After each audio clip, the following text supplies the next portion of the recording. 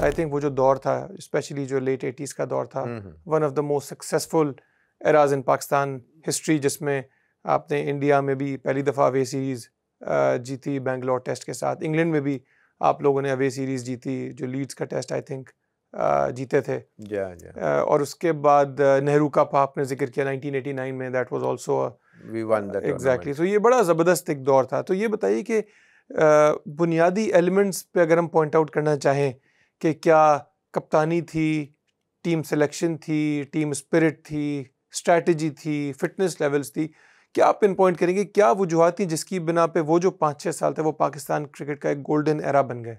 बात यह है कि देखें, टीम सिलेक्शन होना, पोटेंशियल टीम के अंदर one wrong move can bring you to a disaster. एक बॉलर आपने कम गलत खिला लिया तो भी आपके पास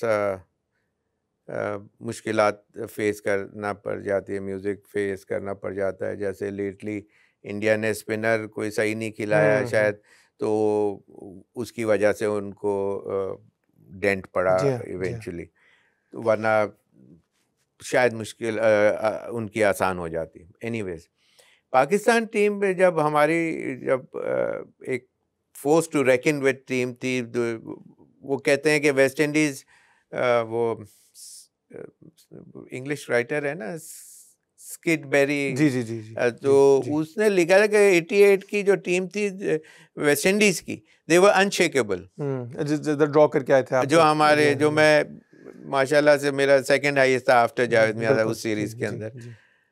तो उसने फिर मेरा भी नाम, उसने किसी का नाम, उसने सिर्फ 2 नाम, एक कैप्टन इमरान खान साहब का रखा, जावेद मियां का, और तीसरा मेरा नाम। उसने पूरे आर्टिकल, बहुत बड़ा आर्टिकल था, उसने किसी का नाम लिखा, they were the main contributors for, इस तरह का वो बड़ा अच्छा उसने एक आर्टिकल लिखा था। उस वक्त लिखा था? हाँ, उस वक्त लिखा था, मैंने पढ़ा था।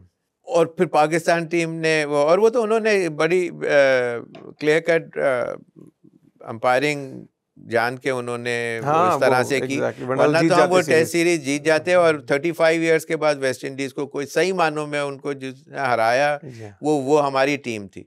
और हमने दूसरी टीमों, इंडिया, इंग्लैंड, तमाम जगहों के ऊपर जाके वी मेड एन इम्पैक्ट माशाल्लाह से।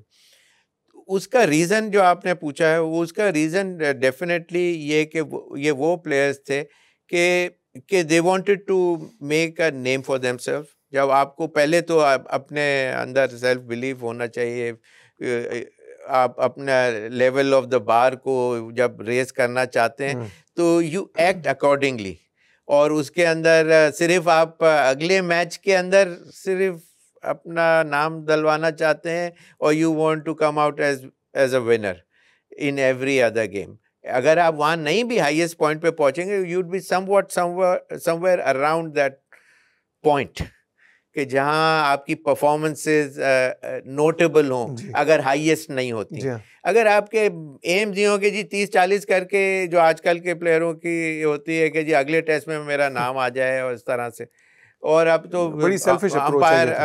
अंपायर्स भी पहले तो उन्हीं कंट्रीज के हुआ करते थे, हाफ अ चांस पे आउट दिया करते थे। एग्जैक्टली। तो बड़ा, और फिर विकेटें भी डॉक्टर्ड होती थी, हर कंट्री का अपनी मर्जी से होता था। अब आईसीसी का इंटरवीन करता है कि नहीं जी परफेक्ट बैटिंग विकेट होना चाहिए, शुडंट बी अंडर प्रिपेयर्ड और ओवरली ग्रास्ड। ये सारी चीजें एडवांटेजेस हैं बहुत। सबसे बड़ा एडवांटेज है कि टू बाउंसर्स पर ओवर है। तो वो एक बैट्समैन के लिए जब 2 बाउंसर ही, टेस्ट का मतलब ही ये है कि भाई टेस्ट है आपका, तो उसके अंदर ये रूल ही मेरे हिसाब से तो बिल्कुल टोटली गलत है। तो बट एनीवेज, तो हमारे प्लेयर्स बहुत अच्छे थे, उनके अंदर to go an extra mile, वो बात वो थी। और परफॉर्मेंसेस अगर ये आपकी तरफ से आज नहीं आई तो आज मेरी तरफ से आ गई, तो कल आपने कहा नहीं जी इससे ज़्यादा मैं, तो स्ट्राइव फॉर द बेस्ट। अंदर से आपका जो फुली कॉन्फिडेंस स्पिरिट, आपके हाई स्पिरिटेड हो आप, तो फिर आप हाई रैंक के अंदर माने जाते हैं। दूसरी एक टीम को सिलेक्शन ऑफ प्लेयर्स बहुत अच्छा और ज़्यादातर अच्छा ही होता था। उसके अंदर एक आध कोई 2-4 सीरीज में अगर कोई गलत कोई एक आध आ गया तो आ गया, वरना वो भी नहीं। तो ये तमाम आपने बहुत, और फिर फिटनेस लेवल जो है वो इतना ग्रेट नहीं था जो आज के प्लेयरों का है। Fitness level is definitely far superior today. लेकिन फिटनेस अगर अच्छा हो तो दुनिया का बेस्ट जिमनास्ट, बेस्ट क्रिकेटर हो। अगर सबसे ताकतवर की बात हो तो कोई पहलवानों में से या सोमो रेसलर सबसे ताकतवर हैं तो वो शायद बेस्ट हो जाएं। ऐसी बात नहीं है। Cricket is not about share power और शेयर फिटनेस। फिटनेस होगी तो आप ज़्यादा लॉन्गर क्रिकेट अच्छी खेल सकते हैं, परफॉर्मेंसेस अच्छी दे सकते हैं। लेकिन वरना अगर आप अनफिट प्लेयर्स में से नाम लें, दिखने में जो अनफिट थे, not mentally, not physically, not technical aspect के पॉइंट ऑफ व्यू से, आप राणा टूंगा की मिसाल ले लें, कॉलिन मिल्बर्न की मिसाल ले लें, डेविड बून की मिसाल ले लें, और इस तरह के और भी शायद पता नहीं, इवन इंजमाम कोई बहुत आला दर्जे हाँ की शुरू में वो फिटनेस कोई बहुत सुपीरियर नहीं थी। लेकिन तो वो लाइक आई सेड कि ये आर्ट जो है वो मेंटली स्ट्रॉन्गर होना चाहिए, टेक्निकली आप करेक्ट होना चाहिए, और आपका जो माइंडसेट है, concentration level, passion for the game, और true to your own self. आप अच्छा जी टीम को ज़रूरत है जी 8 रन की पर ओवर, मैं अपने सेव करके विकेट 4 रन के ऊपर मैं ओवर पे कंप्लीट कर रहा हूँ, तो वो चीज़ें फिर आपका नाम नहीं लेके ऊपर जाती। अगर आप सिब्बी में जाके 300 रन की इनिंग खेलेंगे, there won't be any notice taken. लेकिन आप दुनिया के सामने जहाँ ऑल ग्लूड टीवी सेट्स और बड़े कोई ग्राउंड के अगेंस्ट गुड फास्ट बॉलिंग या अच्छी बॉलिंग के अगेंस्ट या अच्छी टीम के अगेंस्ट टफर ओपोनेंट्स हों, उनके against 80 run would count a lot. बिल्कुल। तो you got to seek that opportunity where that lies. आज का मैच अगर ये है तो मुझे आज करना है, इसलिए there might not be many instances where you will get those chances, it might be just one of in your life time. So you got to understand when that opportunity is there for you. You have to understand. You got to read in between the lines. एक दफा आज chance मिला है, हो सकता है अगला chance ही ना मिले for the rest of your lifetime. 30 years का आप 20-30 साल क्रिकेट खेल रहे होते हैं, मतलब बहुत से प्लेयर हैं उनको एक इनिंग का भी चांस नहीं मिला, बाज़ों को 1 से 2 का चांस मिला, बाज़ों were lucky enough to get for few more.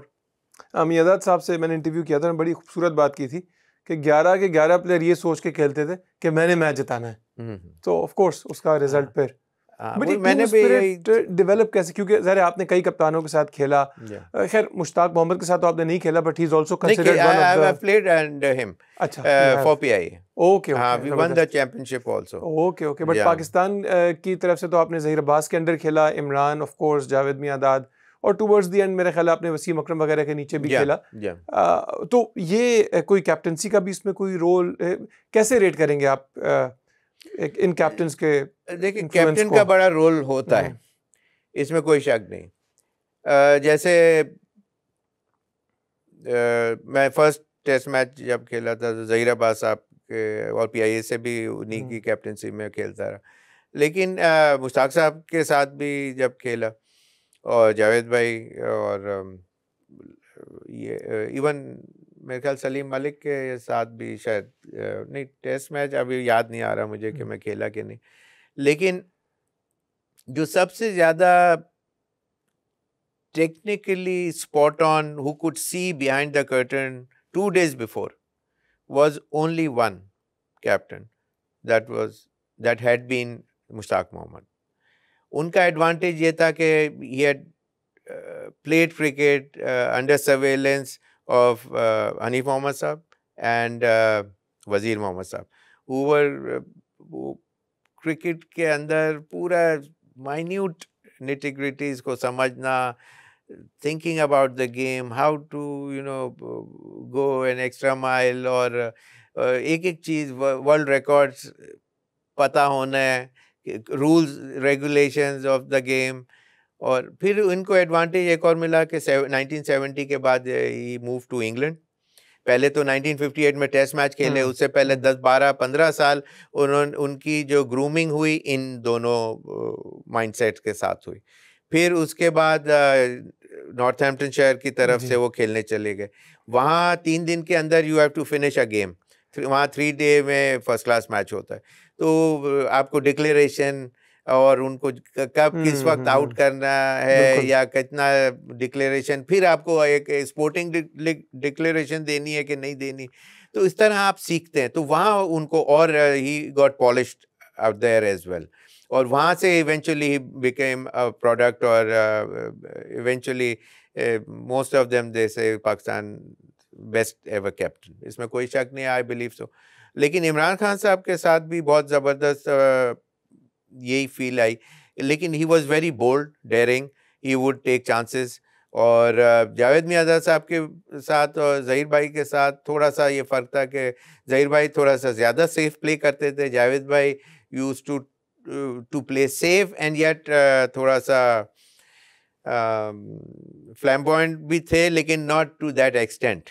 फ़र्क पड़ता है, जैसे आप बहुत सी दफ़ा जैसे वेस्ट इंडीज़ में हम खेल रहे थे या पाकिस्तान में जो सीरीज़ अगेंस्ट वेस्ट इंडीज़ खेल रहे थे, तो पिच की कंडीशन बहुत ख़राब थी, लेकिन इमरान खान साहब कैप्टन थे, वो बहुत ज़्यादा वो आपको मोरल भी बूस्ट करते थे। और इत्तेफाक की बात है कि बहुत सी दफ़ा उन्होंने बहुत अप्रिशिएट भी किया, बल्कि उन्होंने कहा कि भाई पाकिस्तान 1988 सीरीज़ के अंदर कि पाकिस्तान के बेस्ट जो परफॉर्मेंस है जावेद मियाँदाद के बाद, I was not expecting Shoaib to perform that extraordinarily well, लेकिन he was our second best batsman, and 6 months before I was not even close to what he performed today, what my mindset was for him.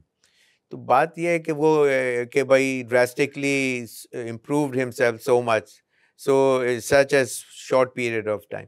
मैंने बहुत ज़्यादा वो उस ज़माने में golf ball से और हार्ड बॉल से, और मुझे बॉलर कहते थे कि नहीं आपको गेंद लग जाएगी, आप ऐसी प्रैक्टिस ना करें, आपको हमें डर लग रहा है ऐसा। मैं कहा मेरी फिक्र नहीं करो, मुझे बॉल नहीं लगेगी, लेकिन मुझे कराओ ये वाली बॉल। इसलिए कि यही म्यूज़िक मैंने फेस करना है एट द सेंटर स्टेज, जब उन्होंने मार्शल और एम्ब्रोज और बिशप और इन लोगों ने आके गोलियां निकालनी इधर लेफ्ट राइट एंड सेंटर, तो वो फिर तो आज मुझे प्रैक्टिस होगी तो मैं ये करूँगा। तो वो चीज़ बेनिफिशियल हुई। तो ये इन कैप्टन्स का ये था कि ये थोड़ा सा फ़र्क पड़ता है, अगर डेयरिंग बोल्ड डायबोलिक किस्म का कोई कैप्टन हो तो it does affect your game at the same time.